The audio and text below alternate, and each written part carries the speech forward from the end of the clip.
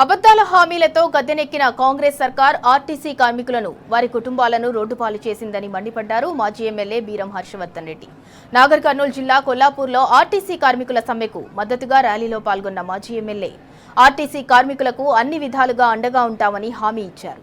కాంగ్రెస్ మేనిఫెస్టోలో పెట్టిన హామీలను వెంటనే అమలు చేయాలని డిమాండ్ చేశారు. ఆర్టీసీ కార్మికుల సమ్మెకు ప్రభుత్వం స్పందించకపోతే పెద్ద ఎత్తున ఆందోళనకు దిగుతామని హెచ్చరించారు. ప్రభుత్వం వస్తే చాలా మేలు చేస్తారు అనుకున్నారు సోదరులు. మీరు అదే వాళ్ళు చెప్పిన మాటలు నమ్మి ప్రభుత్వానికి మద్దతు పలికితే వాళ్ళు ఈరోజు మనందరినీ యావత్ తెలంగాణ ప్రజలందరినీ కూడా గొంతు కోసింది ప్రభుత్వం అనే విషయాన్ని కూడా ఈ సందర్భంగా చెప్తా ఉన్నాం. ఈరోజు ఎలక్ట్రిక్ బస్సులు తీసుకొస్తా ఉన్నారు, ప్రైవేట్ సంస్థలకు బస్సులు తీసుకొస్తా ఉన్నారు. ఎలక్ట్రిక్ బస్సులు మరి ఎవరికి ఇస్తున్నారు?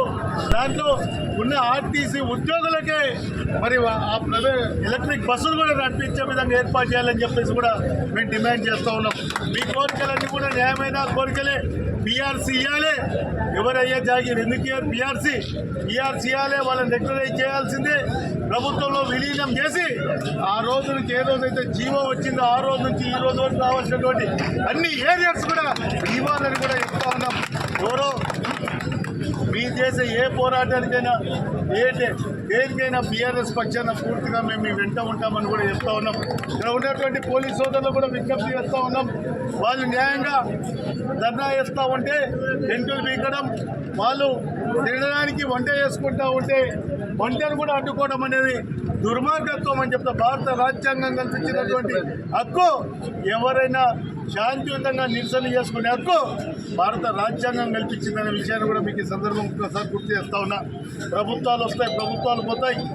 గతంలో మేమున్నాం, ఈరోజు వాళ్ళు ఉన్నారు, రేపు ఖచ్చితంగా మేమే వస్తాం. ఖచ్చితంగా ఏదైతే శాంతియుతంగా ప్రజలు ఇక్కడ ఆర్టీసీ సోదరులు చేసుకునేటువంటి ధర్నా ఉందో వాటికి విజ్ఞప్తి కల్పించవద్దు అని కూడా నేను ఈ సందర్భంగా పోలీస్ అధికారులను, జిల్లా ఎస్పీ గారిని కూడా కోరుతా ఉన్నా. మీకు చేతనైతే ప్రభుత్వం వెంటనే ఈరోజు ప్రకటన చేయాలి.